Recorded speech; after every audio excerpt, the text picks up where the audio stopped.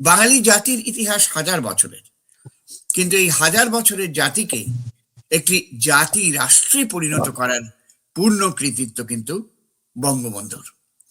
আর এই যে বাঙালিত্বের এই প্রসঙ্গে আমি ফিরে আসি, বাঙালি এবং মুসলমানের মধ্যে একটা দ্বন্দ্ব সৃষ্টি করার বরাবর চেষ্টা করা হয়েছে। একটা কথা আমাদের মনে রাখা উচিত, যে ধর্ম ধর্মের জায়গায় এবং জাতিসত্তা জাতিসত্তার জায়গায়। জাতিসত্তা নির্মিত হয় তার প্রকৃতি, তার দেশের মাটি, তার সংস্কৃতির মাধ্যমে। ধর্ম হচ্ছে সম্পূর্ণভাবে একটি ঐশ্বরিক অনুভূতি। এখন দেখুন না, আরব দেশের লোকেরা কখনোই বলে না আমরা মুসলমান, তারা বলে উই আর আরবস। এটা বলে এই কারণে যে তারা তাদের জাতিসত্তাকে অস্বীকার করে না, এবং ইসলামও স্থানীয় জাতিসত্তাকে কখনো অস্বীকার করেনি।